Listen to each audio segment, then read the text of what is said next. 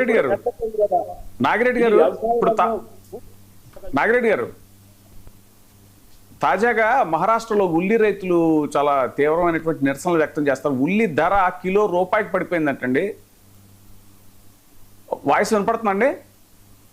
వినపడుతుంది సార్. అదే మహారాష్ట్రలో ఉల్లి రైతులు తీవ్రమైనటువంటి నిరసన వ్యక్తం చేస్తున్నారు. వాళ్ళు ఉల్లి కిలో ధర రూపాయికి పడిపోయిందంటండి. అక్కడ ఏంటి దానికి ఆ సంక్షోభానికి కారణం ఏంటంటారు?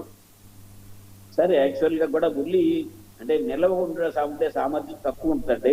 ఇప్పుడు మనం ఖరీఫ్ లో మన రాష్ట్రంలో కూడా కంప్లీట్ గా అసలు కొన్న పరిస్థితి వస్తే ముందు 12 రూపాయలు కొంటామన్నారు. కొద్దిగా కొని ఇది మా వల్ల కాదు, మీరు ఎంత తక్కువ కమ్ముకుంటే మేము ఆ డిఫరెన్స్ ఆఫ్ ఇందాక నేను చెప్పాను పీడీపీఎస్ స్కీమ్ కింద ఇస్తామన్నారు. తర్వాత అది కూడా జరగలేదు. హెక్టార్కి ఏదో 50,000 ఇస్తామన్నారు. ఉల్లి మన రాష్ట్రంలో సాగు జరిగేదేమో కర్నూలు, నంద్యాల, కడప ఖరీఫ్లో రండి. ఆ 3 జిల్లాల్లోనే సాగు జరుగుతుంది. మహారాష్ట్రలో ఉల్లి ఖరీఫ్, రబీలో కూడా ఉల్లి సాగు జరుగుతుంది. ఇప్పుడు నేను చెప్తున్నానండి, రబీలో మరి ఎందుకు ఇందులోకి వస్తున్నాయో అన్ని పంటల ధరలు కూడా కొట్టుకుపోయినాయి. ఏదో ఎందుకు అంటారు, లేకపోతే అరటి 5 రూపాయలు పడిపోయింది, మధ్యలో ఎగుమతులు లేదు పడిపోయింది అంటారు. ఇవాళ ఉల్లిపాయ ఇప్పుడు సమ్మర్లో పడిపోకూడదు, ఇవాళ పడిపోయింది.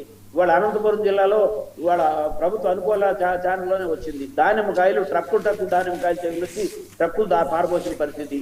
మరి ఇట్లాంటి పరిస్థితి ఉంటే వ్యవసాయ రంగం ఈ రాష్ట్రం ఆ రాష్ట్రం అనేది కాదు, దేశవ్యాప్తంగా కూడా చాలా సంక్షోభంలోకి వెళ్తుందండి. ఇదే పరిస్థితి మీద సీరియస్ గా దృష్టి పెట్టకపోతే వ్యవసాయ ఆధారిత రాష్ట్రమైన భారతదేశంలో రైతాంగం మొత్తం నిర్వీర్యం అయిపోతే రేపు పొద్దున్నే అసలు దేశ ఆర్థిక వ్యవస్థే కుప్పకూలిపోతుంది. అంటే రైతులు కూడా కౌలు రైతులు అయిపోయి రోడ్డెక్కి ఉద్యమాలు చేసే పరిస్థితికి బలహీనమైన వ్యక్తులు క్షేత్రస్థాయిలో ఉన్నారండి. బలమైన వ్యక్తులు భూములు ఉన్నాయి బలమైన వ్యక్తుల కిందే, కానీ వాళ్ళు సాగు చేయట్లా. సార్ ఇప్పుడు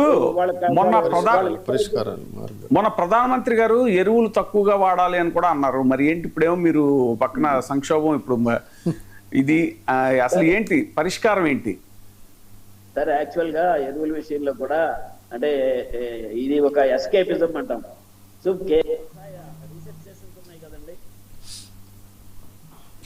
అంటే వచ్చారు లైన్ లోకి వచ్చారు, మాట్లాడండి సార్, కంటిన్యూ చెప్పండి సార్. మీకు వినిపిస్తుంది కదండి? వినిపిస్తుంది. అది ఇప్పుడు అంటే గవర్నమెంట్ ఆఫ్ ఇండియా ఏం చేస్తుందంటే ఇదివరకేమో ధర ఫిక్స్ చేసి ఎరువుల ధరలు కట్టకింతని సబ్సిడీ పెరిగితే ఆ భారాన్ని గవర్నమెంట్ ఆఫ్ ఇండియా భరిస్తూ వెళ్ళేదండి. ఇప్పుడు ఏం చేసిందంటే యూరియా, డిఏపి తప్ప మిగతా కాంప్లెక్స్ ఎరువులు సబ్సిడీ ఫిక్స్ చేసేసి సబ్సిడీ భారం పెరిగితే ప్రైవేట్ కంపెనీలని వాళ్ళ ధర పెంచుకోమంది. దాని మూలంగా కాంప్లెక్స్ ఎరువుల ధరలు పెరుగుతున్నాయి. సో ఈ పెరుగుతున్నప్పుడు దీన్ని వాడకం తగ్గించిందంటే ఆహార ధాన్యాల ఉత్పత్తి పడిపోతుంది. శ్రీలంకలో వచ్చిన సంక్షోభం మొత్తం కూడా పూర్తిగా శ్రీలంక సంక్షోభానికి ఆహార ధాన్యాలదే తిండి కింద లేని సంక్షోభమే ముందు. ఇక్కడ కూడా అదే రకంగా కానీ సరిపడా రైతు ఏమన్నా యూరియా కొనుక్కెళ్ళి ఊరినే పాలల్లో వేసుకుని హార్లిక్స్లో వేసుకుని తాగుతాడండి? సో కెమికల్ ఫెర్టిలైజర్ అనేది వ్యవసాయానికి తప్ప రైతు దేనికి వాడడు. ఎవరైనా కంపెనీలు వాడుతుంటే వాటి మీద యాక్షన్ తీసుకోండి. ప్రభుత్వం రైతులకు రేషన్ కార్డులు ఇచ్చి రేషన్ కార్డు మీద సప్లై చేస్తాము, ఇవన్నీ ఉత్పత్తులు పడిపోయే పరిస్థితి. ఎస్కేపిజంలో ఊరికినే ప్రభుత్వం సబ్సిడీ తప్పించుకునే మార్గాన్ని చేస్తుంది. దీని మూలంగా అత్యంత ప్రమాదకరమైన పరిస్థితి రాబోతుందండి. సార్ రైతులు ఈ సంక్షోభం నుంచి గట్టెక్కాలంటే ఏంటి సొల్యూషన్, ఏంటి పరిష్కారాలు? సార్ ఇది యాక్చువల్ గా నేను రైతు చాలా కష్టపడుతున్నాడు, మంచి క్వాలిటీ పంట పండిస్తున్నాడు. సో మంచి పంట పండిస్తున్నాడు. అమ్మకం అనేది ఎగుమతులు దిగుమతులు ఇంటర్నేషనల్ మార్కెట్లోకి WTOలోకి వెళ్ళిపోయిన తర్వాత కూడా మనం అంతర్జాతీయ మార్కెట్ల మీద డిపెండ్ అయ్యి ఉన్నాం. విదేశాల నుంచి మొక్కజొన్నలు దిగుమతి చేస్తున్నాం. శనగలు దిగుమతి చేయొద్దు. ఇదిగో 2000 జగన్మోహన్ రెడ్డి గారు ముఖ్యమంత్రిగా ఉండగా 8,000 రూపాయలు క్వింటాల్ అమ్మింది. అప్పుడు 60% దిగుమతి సుంకాలు కానీ అగ్రికల్చర్ సెస్ కానీ ఉంది. దాన్ని ఎత్తేసారు మీరు. లాస్ట్ ఇయర్ 5,000 కమ్ముకున్నారు, ఇప్పుడు 4,800 కమ్ముకుంటున్నారు. ఆ దిగుమతి సుంకం విధించమని మార్కెటింగ్ రాకముందు నుంచే మా ఎంపీలు నేను కూడా కేంద్ర ప్రభుత్వాలకు లెటర్లు రాసామండి. దాని మీద యాక్షన్ లేదు. ఇప్పుడు శనగల ధర పెరిగింది. ఎందుకు పెరిగిందంటే సో ఇంపోర్టేషన్ నావిగేషన్ వార్ మూలంగా ఛార్జెస్ పెరిగి, అట్లాగే డాలర్ వాల్యూ పడిపోయి ఇంపోర్టేషన్ ల్యాండింగ్ ప్రైస్ అనేది 6,000 దాటంతో ఇక్కడ ధర పెరిగింది. అంటే క్లియర్ కట్ గా విదేశీ దిగుమతుల మూలంగానే ఇక్కడ ధర పడిపోయింది. మొక్కజొన్నలు కూడా అదే పరిస్థితి. విదేశాల నుంచి ఇక్కడ కావాల్సిన దానికంటే ఉత్పత్తి శనగలు ఎక్కువ ఉన్నాయి, మొక్కజొన్నలు ఎక్కువ ఉన్నాయి.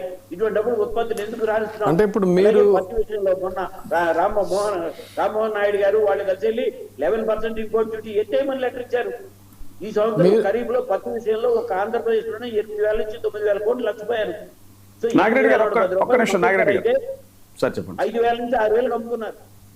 ఇప్పుడు నాగిరెడ్డి గారు చెప్తున్నట్టుగా మరి ఈ రైతు సమస్యల పరిష్కారం గనక సరి అయినటువంటి రీతిలో సాగనట్లయితే, ఈ సంక్షోభం నుంచి గట్టెక్కనట్లయితే, మరి మీరు చెప్తున్నట్టుగా ఆర్థిక సంక్షోభం శ్రీలంకలో లాగా ఆర్థిక సంక్షోభం ఒకవేళ వచ్చేటువంటి అవకాశం ఉందంటారా? మీరు ఇందాక అన్నారా మాట. సార్ యాక్చువల్ గా ముందు ఇమీడియట్ గా ఆర్థిక సంక్షోభం వస్తుందండి. గ్రామీణ ప్రాంతాల్లో రైతు కుటుంబాల్లో ఆర్థిక సంక్షోభం ఫస్ట్ వస్తుంది. శ్రీలంకలో చిన్న ప్రాంతం కాబట్టి వెంటనే ఆహార సంక్షోభం వచ్చింది. మనకు ఆహార సంక్షోభం రావడానికి కొంత టైం తీసుకుంటుంది, కానీ డెఫినెట్ గా మనం కూడా ఇంత కోట్ల జనాభాలో ఇప్పటికే మనం పప్పు ధాన్యాలు దిగుమతి చేసుకుంటున్నాం, నూనె గింజలు దిగుమతి చేసుకుంటున్నాం, ఇప్పటికి గోధుమలు ఎగుమతి ఆపేశాం సెల్ఫ్ సఫిషియన్సీ లేక. ఇప్పుడు ఉన్న దాంట్లో బియ్యం వ్యవసాయ ఉత్పత్తుల్లో అత్యధికంగా ఎగుమతి వెళ్ళేది బియ్యం అండి. అంటే 20 నుంచి 22 మిలియన్ కేజెస్ ఎగుమతి వెళ్తుంది. యాక్వాలో మళ్ళీ మెరైన్ ఉత్పత్తులు రెండో, మాంసం కానీ మెరైన్ ఉత్పత్తులు కానీ రెండో ఎగుమతులు. ఇవాళ ఆక్వాకల్చర్ కూడా కుప్పకూలిపోతుంది. సో ఈ యూరియా వాడద్దు లేకపోతే కెమికల్ ఫెర్టిలైజర్ వాడద్దంటే ఆల్రెడీ బియ్యం ఉత్పత్తులు కూడా పడిపోయింది. అసలు మీరు బియ్యం వరి పండించొద్దని మాట్లాడుతున్నారు కదా. సో ఆటోమేటిక్ గా అప్పుడు ఏం జరుగుతుంది? అంతకుముందు వీడియోలో కూడా చర్చించామండి. అసలు మామూలుగానే యూరియాతో ఆ సీజన్లో రకరకాల కష్టాలైతే మనం అత్యధికంగా దిగుబడి చేసుకునేటువంటిది ఇరాన్ నుంచి. సో ఇప్పుడు ఇరాన్ అంతా కూడా ఇంత తీవ్ర సంక్షోభంలో ఉన్నప్పుడు ఎప్పుడు అది కోలుకుంటుంది, మళ్ళీ తిరిగి ఆ యూరియా ఉత్పత్తి అనేటువంటిది సాగటం, అది సరైనటువంటి ధరలకు మళ్ళీ మనం దిగుమతి చేసుకునే పరిస్థితి ఉంటుందా? అదే లేకపోయినట్లయితే రైతుల యొక్క పరిస్థితి ఏంటి? ఎంత అయినా ఎరువులు తగ్గించుకోవడం కాదు, అసలు కనీసం మాత్రం ఎరువులు అన్నా రేపు దొరుకుతాయనేటువంటి డౌట్ కూడా చాలా మంది రైతులు వ్యక్తం చేస్తున్నారు. తర్వాత ఈ రైతు విషయాలకు సంబంధించిన నాగిరెడ్డి గారు లాంటి వాళ్ళలో కూడా ఆవేదన ఉంది, కాదంటారండి? డెఫినెట్ గా సార్. ఇంకోటి, ఒక ఇరాన్ లో ఉన్న ఉక్రెయిన్ నుంచి కూడా చాలా కెమికల్ ఫెర్టిలైజర్స్ ఇంపోర్టేషన్ ఛాన్సెస్ ఉన్నాయండి. అంటే ముందు ఆ మార్గాలు సార్. లాస్ట్ ఇయర్ కూడా ఏం జరిగిందంటే దొరకపోలేదండి. ఎరువులు కావాల్సినంత దొరికినాయి. ఎక్కడ దొరికిందంటే ప్రభుత్వ ధరకి యూరియా దొరకలా. 267 రూపాయలు ప్రభుత్వ ధర అయితే దొరకలా.